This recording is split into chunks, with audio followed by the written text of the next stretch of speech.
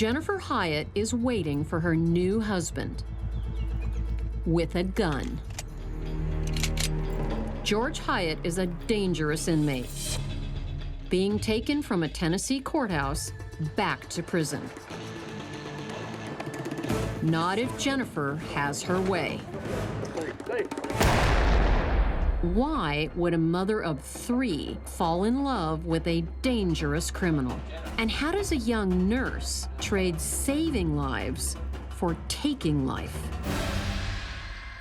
There's only one way to find out. Jennifer Hyatt is about to tell me herself. I'm Candice DeLong. As an FBI agent, I worked on the front line for the world's most powerful law enforcement agency. I went undercover, I trailed terrorists, and I interviewed notorious killers. It's my job to understand the people who others cannot comprehend.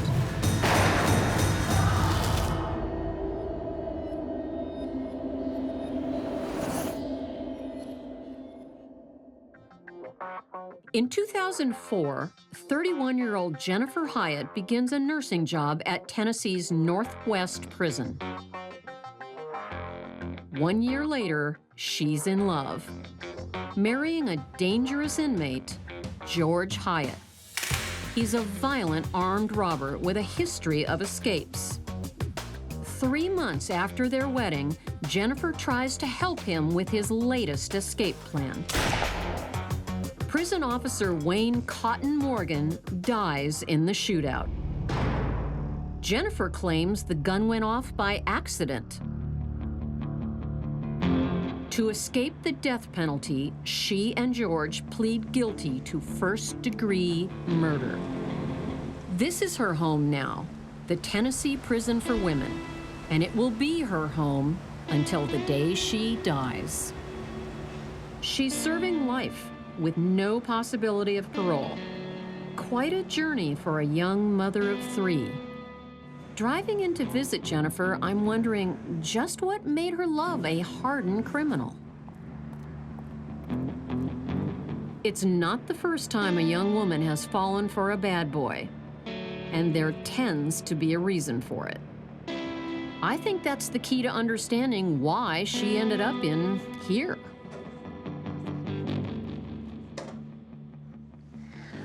Oh, Jennifer, I've read every article I could find about you.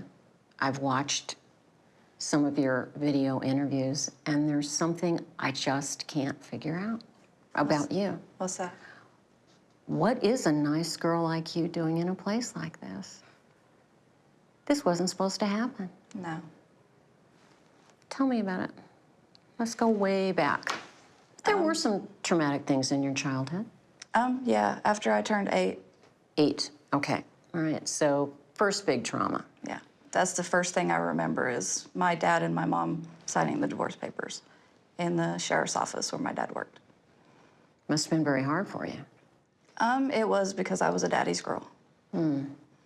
I love my dad to this day. He may not be perfect, but I love him. My dad, to me, has always been the perfect dad. I couldn't see that, okay, mom and dads don't always get along. And my mom didn't tell me until years later that, I mean, he cheated on her and more than once. But to you, he was your prince. Even though he let me down many times, yes. When families break down, children suffer. I've had enough, but I'm out of here! When little girls lose their dads, it hurts. Stop, or I'll have you! And your daughter, what about her? And it can affect them for the rest of their lives. As Jennifer hit her teens, she started to see men differently. Now we're talking around 16, 17 years old. And what was going on that year? What was kind of things were happening? I started going out with guys. A lot of different guys. A lot of different guys. What did all these different guys offer you? Nothing. Nothing. Companionship. A friend. You were looking for something. I was looking for love in all the wrong places, yeah. Jennifer's search for love was a painful disaster. 4 marriages and 3 children before she was 30. Why was there so much trouble with men? All these relationships, you had so many 4 marriages and relationships in between the marriages. It seems you're attracted to the bad boys. What was that all about? Because my dad was a bad boy. I've seen my dad do drugs. He cheated on my mom. He abandoned me. How did you feel about that? Let down. Scared. So what does a girl with a taste for bad boys do? She gets a job in a place full of them. Prison. Jennifer Hyatt spent her 20s in a string of disastrous relationships. Men loved her and left her, one after the other. Age 30 and on the rebound after another breakup, she trains to become a nurse and gets a job in a prison.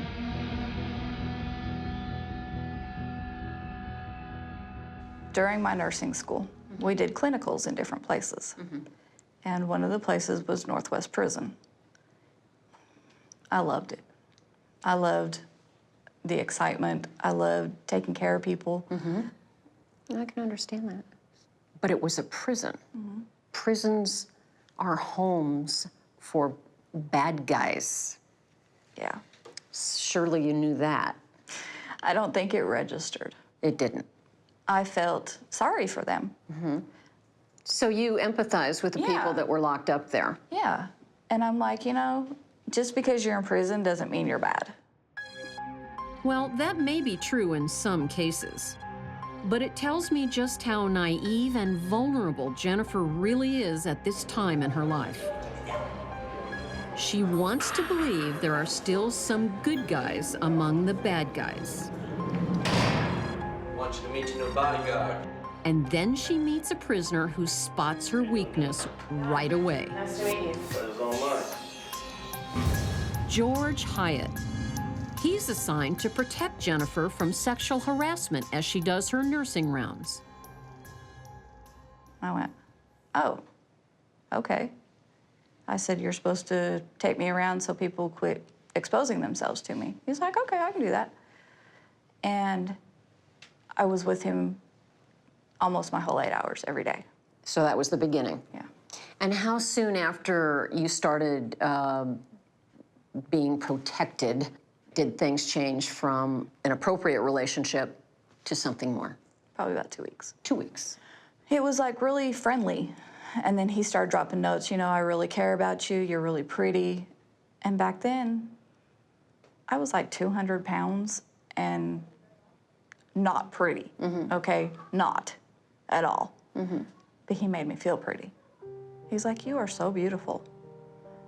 And I just soaked it up. You liked it. Hadn't heard those words for a long time. A very long time. So, kind of looks like you were a sitting duck there. Yeah.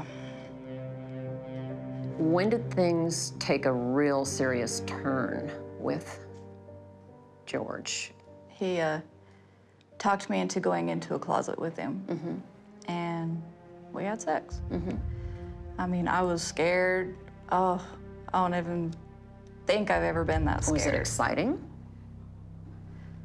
Being that scared is kind of exciting. It gets your adrenaline up. You're nervous, you're shaking, and it makes everything kind of a little bit more intense. What was your interpretation of all this attention from George? And he loved me. That he loved you? Okay.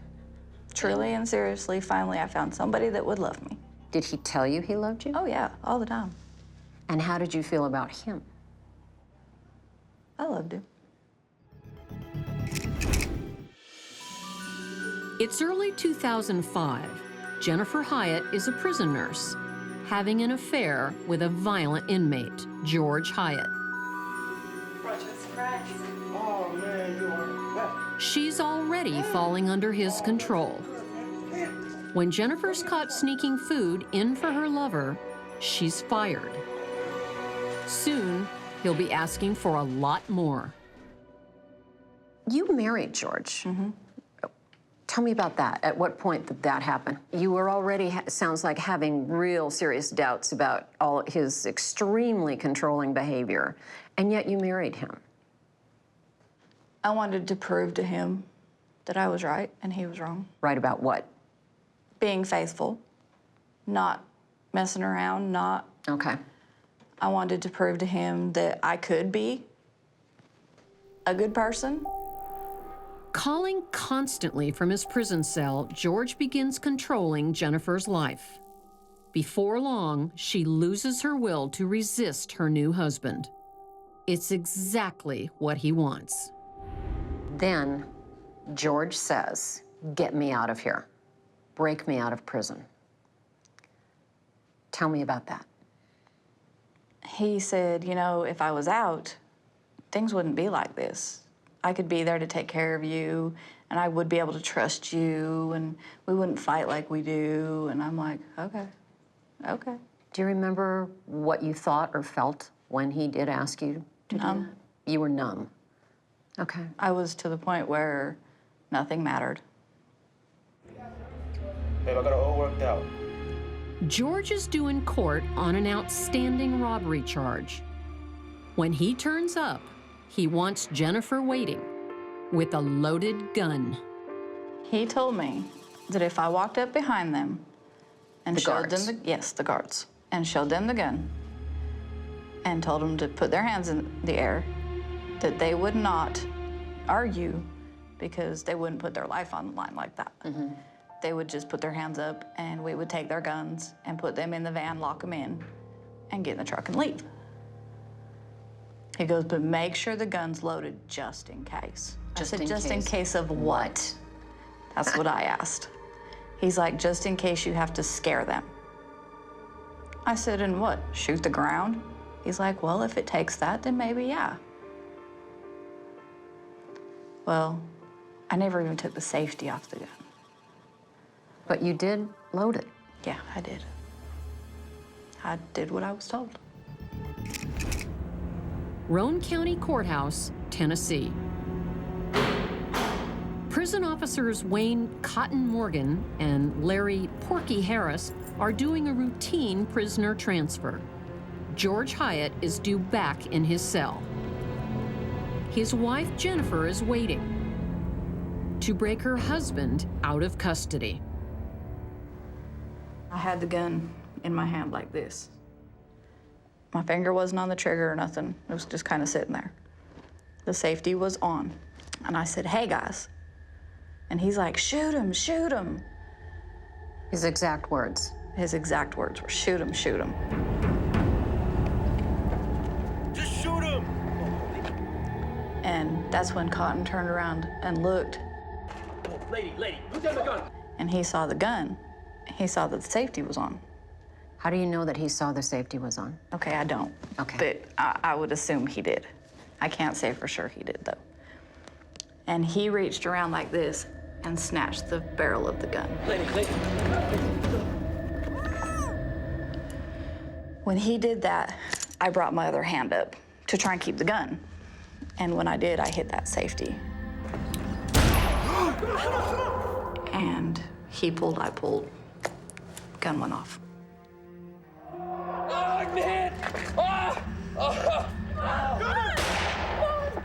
I didn't know it hit him at the time. Your finger must have been on the trigger, though. Somehow, We yeah. both know this, right? Yeah. Do you recall looking at him when you shot him? No. Do you recall the loud noise the gun made? No. I don't remember any of it. Okay. I remember feeling the gun jerk. And that was it.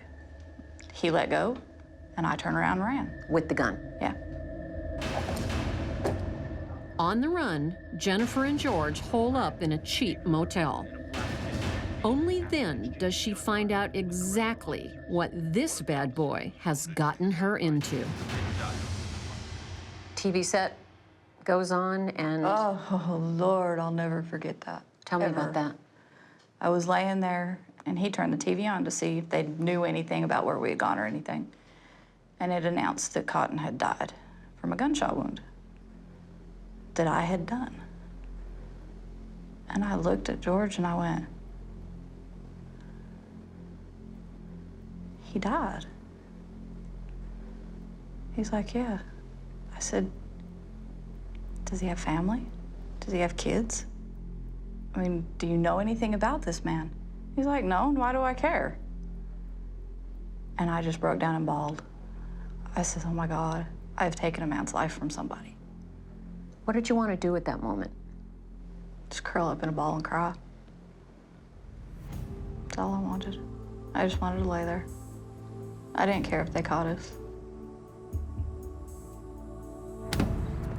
There's a problem with Jennifer's story of that day. Eyewitnesses say she simply pointed the gun and shot it. No struggle. Okay, I don't. Her nervous smile when she talks about the shooting tells me a lot. She smiles because she's nervous about being caught deceiving me. I think Jennifer has created her own version of the shooting because that's the only one she can live with.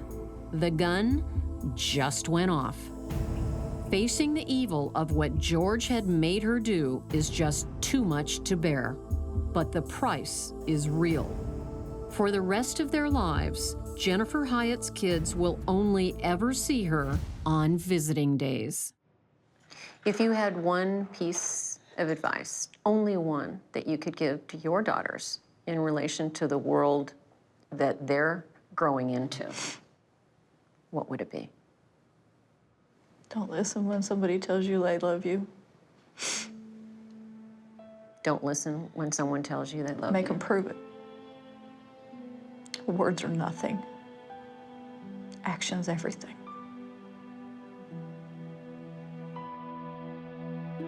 It's sad and strange advice, and it all comes back to the men in Jennifer's life. She set very low standards for herself, probably because she didn't think she was worthy of having a decent guy.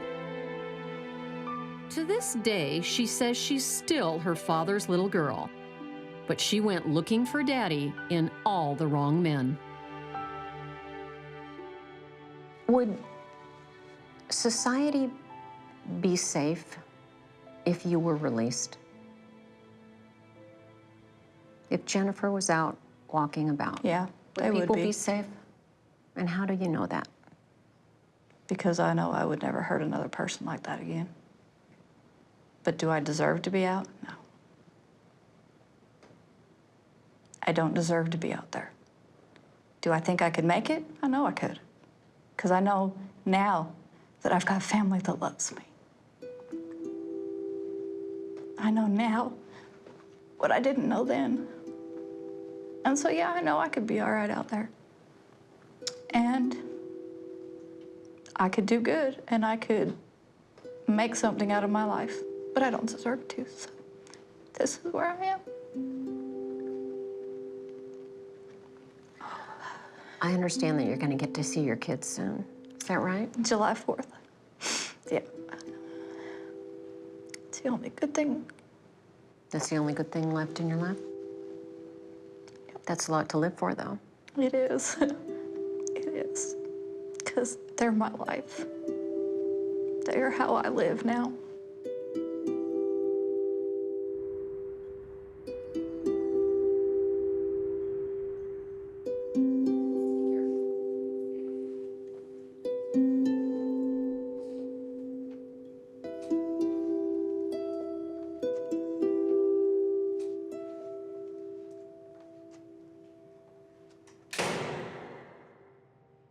Well, I think that was a very emotional interview for Jennifer. Frankly, for me too. A lot of lives were ruined, and it's hard to see someone reliving and talking about this. She was a nurse. She wanted to take care of people, and she ended up taking someone's life and allowing a man to control her. And as a result, she did something very, very much against her own nature. And it's tough to live with. It's a sad story.